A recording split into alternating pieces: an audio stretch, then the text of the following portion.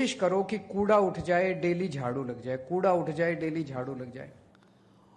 अरविंद केजरीवाल सबक लेते हुए ये कहते हुए कि अब हमें आपसी लड़ाई भूलकर अति आत्मविश्वास में नहीं बल्कि मेहनत करके चुनाव में उतरना चाहिए, सबक लेना चाहिए।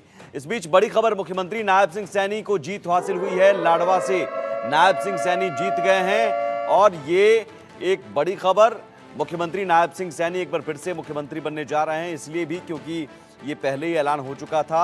48 पर फिलहाल कांटा रुका हुआ है। कांग्रेस 37, सरकार बनाने जा रही है बीजेपी। हरियाणा में नायब सिंह सैनी लाडवा से जीते हैं।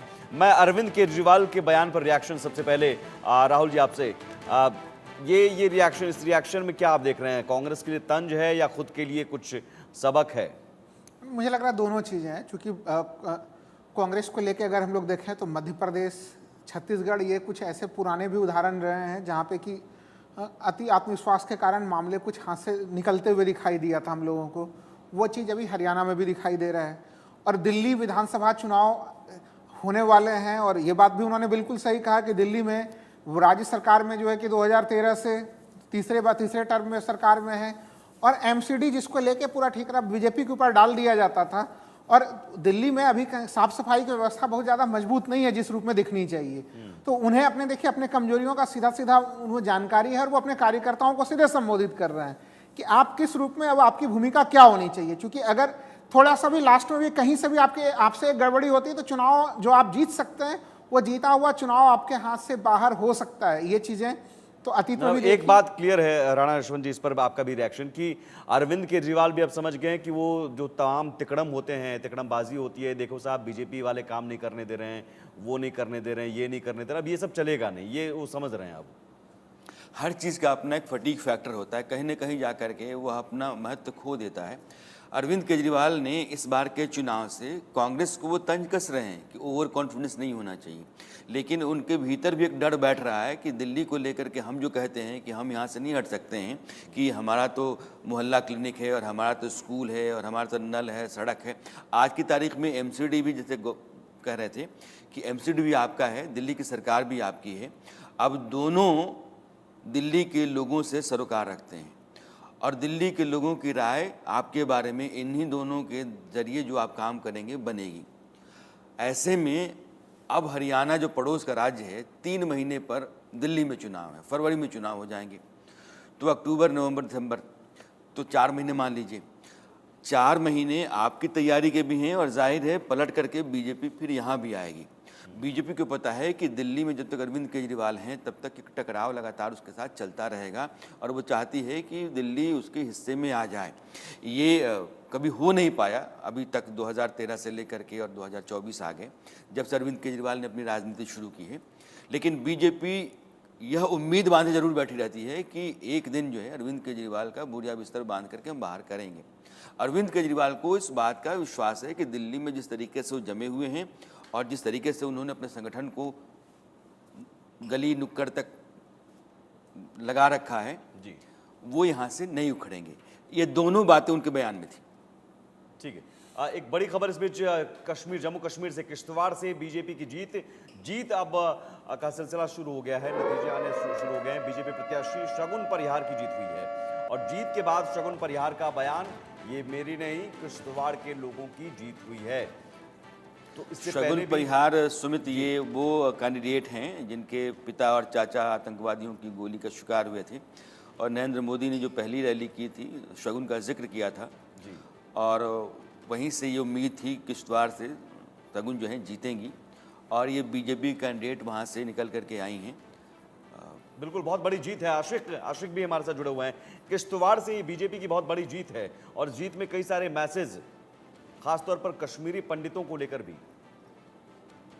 बिल्कुल, अगर हम शगुन परिहार की बात करें तो प्राइम मिनिस्टर सबसे पहले जो है किश्तवाड़ ही आए थे, उनके लिए जो है उन्होंने रैली की थी। और सबसे बड़ी बात यह है कि शगुन परिहार जो है एक ऐसे इंसिडेंट से गुजरी है जो कि सबको पता है।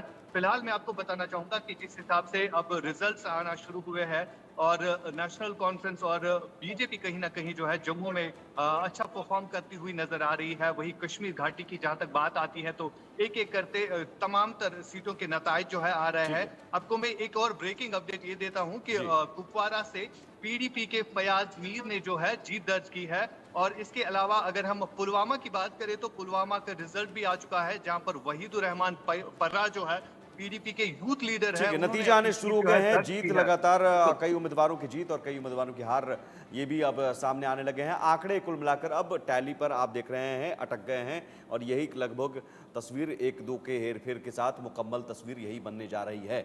लेकिन इस बीच राणा यशवंत जी, गिरिराज सिंह को हम कुछ देर पहले सुन रहे थे, जिस टकराव का जिक्र आपने दिल्ली में किया, आप गिरिराज सिंह ने जो कहा ये बड़ी खबर एक भी इस बीच में बता दूं, गढ़ी सांपला किलोई से भूपेंद्र हुड्डा भी जीत गए हैं और बड़े अंतर से जीते हैं।